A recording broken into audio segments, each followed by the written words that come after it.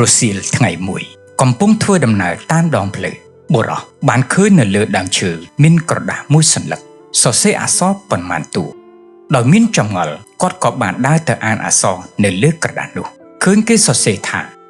ថ្ងៃម្សិលមិញខ្ញុំបានធ្វើឲ្យជ្រុះបាត់ក្រដាសប្រាក់ 1000 រៀលមួយសន្លឹកនៅទីកន្លែងនេះ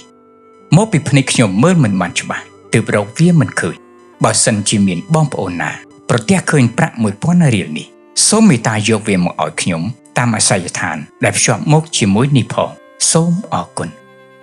ក្រោយពេលអានរួចបរិបបានគិតនៅក្នុងចិត្តថាគ្រាន់តែ 1000 រៀលសោះមិនមែនជាទឹកប្រាក់ច្រើននោះទេហេតុអ្វីក៏ចាំបាច់សរសេរប្រកាសសុំវាមកវិញឬមួយក៏ទឹកប្រាក់តិចតួចនេះវាសំខាន់សម្រាប់គាត់ណាស់ទៅឬបរិបប្រញាប់ប្រញាល់ដើរទៅកាន់អាសយដ្ឋានដែលមានបង្ហាញនៅក្នុងក្រដាសនោះបុរសបានគោះទ្វារផ្ទះដែលជាអាសយដ្ឋានអ្នកជ្រុះបាត់ប្រាក់ 1000 រៀលស្ត្រីចំណាស់ពិការភ្នែកម្នាក់បានបើកទ្វារទទួលបុរសអ្នកដំណើរក្រោយពេលសួរនាំបុរសបានដឹងថាស្ត្រីចំណាស់ពិការភ្នែករស់នៅតែម្នាក់ឯងក្នុងផ្ទះដ៏តូចចង្អៀតមួយនេះគ្មានគ្រួសារនិងគ្មានកូនចៅនៅជាមួយឡើយ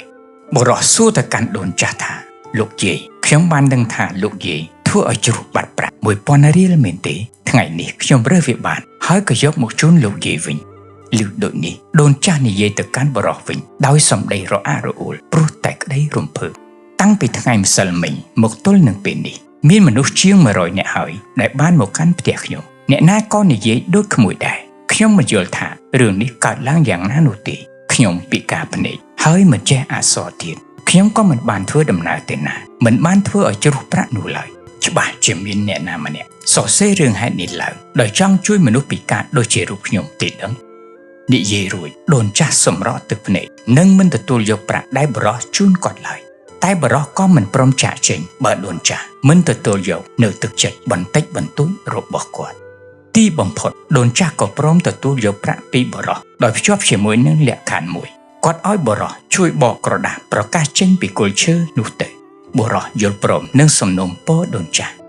នៅពេលដែលគាត់បានមកដល់ដើមឈើដែលមានបិទប្រកាសគាត់គិតនៅក្នុងចិត្តថានៅរៀងរាល់ពេលដែលដូនចាស់ទទួលយកប្រាក់ពីអ្នកឯទៀតគាត់ប្រហែលជាមានសំណូមពរដូចខ្លួនដែរហេតុអ្វីក៏ក្រដាសនៅទីនេះដដែលចុះយើងចាំបាច់បកវាចោលធ្វើអ្វីម្ដេចមិនទុកវាឲ្យនៅដដែលទៅ